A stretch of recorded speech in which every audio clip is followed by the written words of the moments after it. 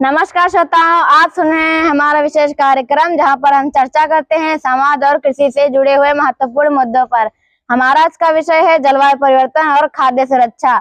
हमारे साथ हैं ग्रामीण किसान जो कि हमें बताएंगे कि मौसम का खेती और भोजन की उपलब्धता पर क्या प्रभाव पड़ रहा है। तो सर, आपका स्वागत है हमारे इस कार्यक्रम में। सबसे पहले आप अपने बारे में और अपने कृषि के बारे में बताइए। मेरा नाम मारुत कुमार है। मैं मुनीपुर बड़तरा गांव में रहता हूं। मैं भी खेती किसानी करता हूं, कृषि से जुड़ा हुआ रहता हूं। और जो फसलें उगती हैं या कोई भी बीज बोते हैं उसके लिए संशोधन बीज भी बोते हैं। और कोई क्वेश्चन रहेगा मैम? पिछले कुछ वर्षों में मौसम में आपको क्या क्या बदलाव महसूस हुए हैं? बदलाव तो बहुत सारे महसूस हुए हैं। पिछले हिसाब से और अपने हिसाब से बहुत बड़ा अंतर आया है। पहले जो बारिश होती थी वो लगातार होती रहती थी, अब बारिश नहीं होती से हमारा जो तापमान है बढ़ता जा रहा है। जो फसलें हैं वो बहुत कम उपजाऊ होती हैं। क्या इन मौसमी बदलाव का आपकी फसल की उपज जो है उस पर प्रभाव पड़ रहा है? बहुत बड़ा प्रभाव पड़ रहा है। खेती में जब हम कोई भी अनाज बोते हैं तो उसमें फसल भी कम होती है। जब फसल कम होगी तो अनाज भी कम होता है। क्या सूखा, बाढ़ या असमय वर्षा जैसी परिस्थितियां कितनी बार देखने को मिली? कई बार देखने को मिली है। सूखा और बाढ़ की जो सूखा है, सूखा भी पड़ता है। बाढ़ तो बहुत कम ही आती है लेकिन सूखा तो अधिक रहता है। सूखे में ये होता है कि अब धान की फसलें भी सूख जाती हैं, गेहूं की भी फसलें सूख जाती हैं। समय से पानी न मिलने के कारण बहुत दयनीय स्थिति रहती है।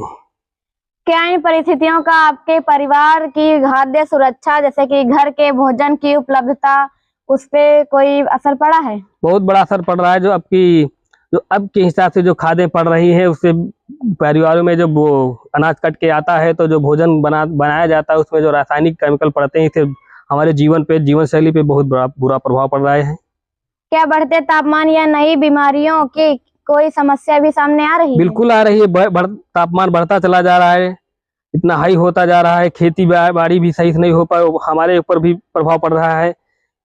कोई भी किसी खेती बाड़ी करते हैं वो भी नहीं सही से हो पा रही। जो जीवन यापन हमारा हो नहीं पा रहा है। क्या आने वाली बदलती परिस्थितियों के अनुसार खेती में के तरीके में कोई बदलाव किया है आपने? हाँ, हमने किया तो है। पहले हमने रासायनिक खादों का प्रयोग करते थे लेकिन अब उसका हमने कम प्रयोग कर दिया है। अब जैविक खादों का प्रयोग भी करते हैं, गोबर खाद का प्रयोग करते हैं। या तक हम खेतों में खली का भी प्रयोग करते हैं जिससे हमारे पौधों में संपूर्ण रूप से उसका भोजन मिल सके। सरकार या किसी संस्था से आपको जलवायु परिवर्तन की निपटने के लिए कोई सहायता या प्रशिक्षण मिला है? प्रशिक्षण तो वैसे नहीं मिला लेकिन जो खेती बाड़ी हमारे पानी आता है वो नहर से भी आता है, टेबुल से भी आता है जिससे हमको सिंचाई की जाती है। वो हमको पूर्ण रूप से सिंचाई का साधन प्राप्त रहता है। आने वाले समय में खाद्य सुरक्षा बनाए रखने के लिए आप क्या उपाय करेंगे? आने वाले समय में हम यही करते हैं कि जो हमारे घर का जो कूड़ा कचरा होता है, गोबर होता है, गड्ढे में भर देते हैं, भरते चले जाते। जब वो सड़ जाता है उसी को उठा के हम खेत में डाल देते हैं। आप युवा किसानों और सरकार के इस विषय में क्या संदेश देना चाहिए? देखिए, युवा किसानों को हम संदेश देना चाह रहे हैं कि अपने घर का जो भी कूड़ा कचरा हो और रासायनिक खादों का प्रयोग कम करें जिससे हमारे स्वास्थ्य पे बहुत बुरा प्रभाव पड़ रहा है। और कूड़े कचरा जो है अपना सड़ा के अपना कंपोस्ट खाद बना के खेतों में डाले। इससे जो है खेत का भी फायदा रहता है और शरीर का भी फायदा रहता है।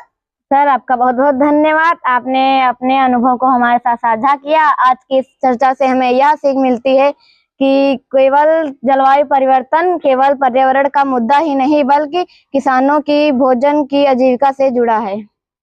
धन्यवाद। नमस्कार। नमस्कार।